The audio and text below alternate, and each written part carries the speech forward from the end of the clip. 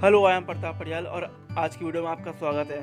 तो आम जनता को बेसब्री से इंतजार था इस साल के बजट का, क्योंकि इस साल का जो बजट है वो 2024 के इलेक्शन से पहले का बजट है। तो ये अनुमान लगाया जा रहा है कि ये जो बजट है, ये बजट में आम जनता के लिए बहुत कुछ होगा, क्योंकि पिछले बार के बजट में आम जनता के लिए कुछ था ही नहीं। अगर हम इस बार की बात करें तो इस बार के बजट में आम जनता के लिए कुछ ना कुछ है। वो चाहे फिर स्टूडेंट हो या महिला हो या नौकरी पैसा वाले लोग हो या किसान हो, सबके लिए कुछ ना कुछ इस बजट में लेके आई है निर्मला सीतारमण जी हमारी। तो आइए जानते हैं इस बार के बजट के हाइलाइट्स। अगर हम बात करें पहले अपडेट की, पहला अपडेट हमें ये बताता है कि जो हमारी इस साल की इकोनॉमिक ग्रोथ है वो 7% का अनुमान लगाया जा रहा है, जो कि बहुत ही अच्छा नंबर है। अगर हम बात करें दूसरे अपडेट की, तो पिछले जो 9 साल से टैक्स स्लैब में कोई भी चेंजेस नहीं हुए थे। उन चेंजेस का लोगों को बेसब्री से इंतजार था। तो आखिर उन नौकरी पैसा लोगों को सरकार ने बहुत बड़ा तोहफा दिया है। अब तक जिसकी इनकम 5 लाख रुपए थी साल की, वो टैक्स भरना शुरू कर देता था। अब ये चीज बदल दी गई है। अब वो जो लिमिट है उसको थोड़ा बढ़ा दिया गया है। अब वो 7 लाख के बाद लोग टैक्स भरना शुरू करेंगे। 5 लाख में कोई टैक्स नहीं है। अगर हम बात करें अगले अपडेट की, तो उसमें बताया गया है कि कोविड-19 महामारी के दौरान जो कोरोना वायरस फैला था कोविड-19, उसके दौरान हमारी देश की सरकार ने यह इंश्योर किया है कि कोई भी लोग भूखे ना रहे, और इसीलिए उन्होंने 80 करोड़ लोगों को फ्री में राशन देने की योजना चलाई है, और ये योजना 28 महीने तक चली है। अगर हम बात करें अगले अपडेट की, तो वित्त मंत्री जी ने बताया है कि पीएम गरीब कल्याण योजना का जो पूरा खर्चा है वो 2 लाख करोड़ रुपए वो पूरा सेंट्रल गवर्नमेंट ने ही उठाया है। और इसी के साथ निर्मला सीतारमण जी ने ये भी बताया कि जो 9 साल में इंडियन इकोनॉमी है वो 10वें नंबर पे थी और अब वो बढ़कर 5वें नंबर में आ चुकी है। यानी कि अगर हम देखा जाए तो विश्व में पहले वो 10वें नंबर में था और अब वो बढ़ के 5वें नंबर में आ चुका है। और इसी के साथ हम अगले अपडेट की बात करें, तो 2 साल के लिए महिला सम्मान बचत पत्र, ये योजना 2 साल के लिए चलाई गई है। इसमें कोई भी लड़की हो, कोई भी महिला हो, वो 2 लाख तक इसमें अपने पैसा जमा कर सकती है, और उसमें उनको 7.5% का एक फिक्स्ड ब्याज मिलेगा।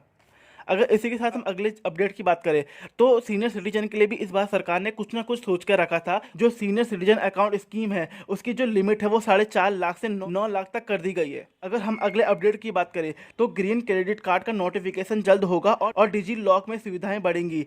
47 लाख युवाओं को 3 साल तक भत्ता मिलेगा। और इसी के साथ बात करें जिनके छोटे छोटे अपने धंधे होते हैं या अपने कोई बिजनेस होता है, छोटा स्टार्टअप होता है, उनके लिए भी सरकार ने कुछ ना कुछ इस बार निकाला है। अगर बात करें इस वाले अपडेट की, क्रेडिट गारंटी योजना के लिए 9,000 करोड़ का प्रावधान किया गया है। जो एमएसएमई होता है, जो छोटे छोटे बिजनेस होते हैं वो लोन लेते हैं, उनके लिए 1% ब्याज को घटा दिया गया है। वहीं बात करें अगले अपडेट की, प्रधानमंत्री कौशल विकास योजना 4.0 की शुरुआत इस साल वो करने वाले हैं। और अब हम बात करते हैं अगले अपडेट की कि इस साल क्या चीज़ें महंगी होने वाली है और क्या चीज़ें सस्ती होने वाली है। अगर हम बात करें कि महंगी कौन कौन सी चीज़ें होने वाली है, तो उसमें जो आता है सिगरेट, गोल्ड, सिल्वर, प्लेटिनम, और जो हमारे विदेश से आने वाली चीज़ें हैं उनके भी प्राइस महंगे होने वाले हैं। और किचन की जो चिमनियाँ होती है, जो आपने देखा होगा कि जो आजकल के लोग फैंसी किचन बना रहे हैं, उसमें जो चिमनियाँ होती है जिससे धुआं बाहर जाता है, उसके प्राइस भी इस बार बहुत ज़्यादा बढ़ने वाले हैं। अगर हम बात करें क्या क्या चीज़ें सस्ती हुई है, तो सस्ती जो चीज़ें हुई हैं उनको देख के लगता है कि आम जनता के लिए कुछ ना कुछ इस बार अच्छा किया गया है। अगर हम बात करें कि क्या चीज़ें सस्ती हुई है, तो उसमें आता है कि उसमें जो कुछ मोबाइल फ़ोन है उनके प्राइस कम होने वाले हैं, ताकि आम जनता तक मोबाइल पहुंच सके। जिनके पास मोबाइल नहीं है वो भी मोबाइल अफोर्ड कर सके। दूसरी चीज़ जो सस्ती हुई है, अगर बात करें, इसको देख के लगता है कि सरकार ने इस बार बढ़ावा दिया है इलेक्ट्रिकल व्हीकल को, क्योंकि इस बार इलेक्ट्रिकल व्हीकल की जो प्राइस है उसमें कटौती करने की बात कही है। अगर हम बात करें जो कैमरे के आगे आपने लेंस देखा होगा, उस लेंस के भी प्राइस कम कर दिए गए हैं। और जो बच्चों के खिलौने होते हैं उनके प्राइस भी कम कर दिए गए हैं। अगर हम बात करें साइकिल, ऑटोमोबाइल, इन चीज़ के प्राइस भी कम कर दिए गए हैं। एलईडी टीवी के भी प्राइस कम कर दिए गए हैं। और जो मेन बात है, इस बार देखा गया है कि सरकार ग्रीन ग्रोथ के ऊपर भी ध्यान दे रही है, क्योंकि जो बायोगैस से जुड़ी जितनी चीज़ें थी उनकी भी प्राइस कम कर दिए गए हैं। अगर हम बात करें अगले अपडेट की, तो वैकल्पिक उर्वरक को बढ़ावा देने के लिए पीएम प्रमाण योजना की घोषणा की गई है। गोवर्धन योजना के तहत 500 नए संयंत्रों की स्थापना की जाएगी। गोवर्धन के तहत 10,000 करोड़ का प्रावधान किया गया है। अगर हम बात करें अगले अपडेट की, तो वित्त मंत्री ने राज्यों के लिए बड़ी घोषणा की है। उन्होंने कहा है कि केंद्र राज्य सरकारों को 1 और साल तक 50 लाख के लिए बिना ब्याज वाला कर्ज देना जारी रहेगा। व्हीकल स्क्रैप वाली जो स्कीम थी कि 10 साल से ज़्यादा की व्हीकल जो होते हैं या जो 15 साल से ऊपर के जो व्हीकल है उनको उनको स्क्रैप यार्ड में डाल दिया जाएगा, उसको तोड़ के स्क्रैप यार्ड में डाल दिया जाएगा। तो वही स्कीम के लिए अगर बात की तो उसके लिए भी फंड के लिए अनाउंसमेंट किया है कि उसमें हमारे देश से पुरानी गाड़ियों को निकालना है, तो नई गाड़ियों के लिए भी फंड की जरूरत पड़ेगी। तो उस फंड के लिए सरकार ने अनाउंसमेंट की है।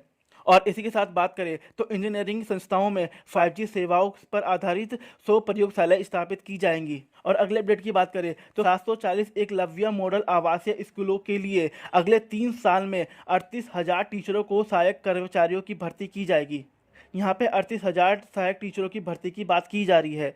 अगर हम बात करें अगले अपडेट की तो इस बजट में ई कोड के तीसरे फेज के लिए 7,000 करोड़ रुपए का प्रावधान किया गया है। अगर हम बात करें अगले अपडेट की तो वित्त मंत्री जी ने कहा है कि प्रधानमंत्री आवास योजना का बजट 66% बढ़ा दिया गया है और इसी के साथ 79,000 करोड़ का प्रावधान किया है। अगर हम बात करें अगले अपडेट की 2014 से अब तक के 157 मेडिकल कॉलेज थे, अब उन्हीं के साथ 157 नए नर्सिंग कॉलेज भी बनाए जाएंगे। अगर हम बात करें अगले अपडेट की तो निर्मला जी ने कहा है कि बच्चों और किशोरियों के लिए राष्ट्रीय डिजिटल पुस्तकालय यानी कि डिजिटल लाइब्रेरी खोली जाएगी। यानी कि अब जो बच्चे हैं वो अभी जो किताब में पढ़ते थे अब वो डिजिटल लाइब्रेरी में जाके पढ़ पाएंगे, जहाँ पे वो डिजिटली किताबें अवेलेबल होगी PDF फॉर्म में, वहाँ पे वो डिजिटली किताबों को पढ़ पाएंगे।